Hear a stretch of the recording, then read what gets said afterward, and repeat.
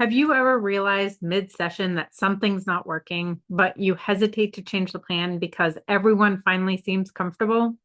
The graphs look good, staff are confident, the family's relaxed, but your gut says something's off. Today, we'll talk about how to pivot a plan without losing trust and how the ACT matrix can help you lead that charge with clarity instead of doubt. In this video, we'll cover how to spot early signs that a plan needs to change, a simple 3-step framework for talking about those changes, and how to use the ACT matrix to guide tough decisions when you're not sure what comes next. A few years ago, I was supervising a learner who made incredible progress with communication. The team was solid, the parents were engaged, and we were collaborating and collecting beautiful data. But over time, the session started to feel different. The child was doing every task, but without curiosity. Conversations were mechanical. One day I sat in and realized we were still teaching responses, but not connection. The team had stayed faithful to the procedure, but we drifted from the actual purpose behind that procedure. So I pulled out the ACT matrix. We listed what was happening. Perfect implementation was on one side, growing disconnection on the other. Then we looked at what really mattered, helping this child communicate to connect, not just to comply. That reflection reframed everything. We didn't scrap the plan, we shifted how we used it, and progress came back, but so did his joy. In ABA, we talk about treatment drift. When implementation quietly moves away from the original intent, you'll see it when sessions are efficient, but engagement fades, or when team members stop asking why and just keep doing what's written. The best way to catch it early is to pause and check alignment through the ACT lens. Ask yourself and the team, what are we noticing right now? What's pulling us away from what matters? What's the value this plan was meant to serve? Those questions slow the moment down long enough to see what's really happening before frustration sets in. Once you know a change is needed, the challenge is how to talk about it, because trust isn't about never changing. It's about changing together. Here's a simple 3-part approach that keeps collaboration front and center. First, acknowledge what's working. You might say, we've built a strong foundation with this plan. That reinforces shared success. Second, explain why the change matters.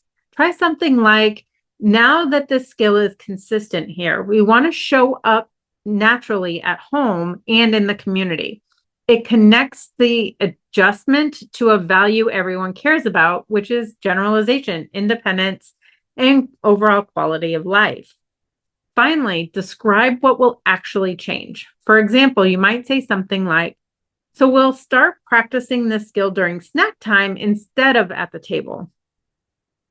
Short, clear, and values-based conversations. When people understand why first, the what feels like progress, not correction. Even with the best communication, change can bring uncertainty. That's where ACT comes back in. Before making a big shift, take a moment with the ACT matrix, either on paper or even in your head. Ask, what uncomfortable thoughts or emotions are showing up for me or for the team? What values are we trying to honor with this change? And what small committed action moves us toward that value? This quick check keeps decisions grounded in purpose instead of pressure. It helps you pivot with intention and keeps everyone connected to the bigger why.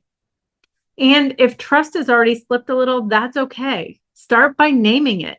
I think we may have adjusted too quickly. Let's regroup and have a conversation about it.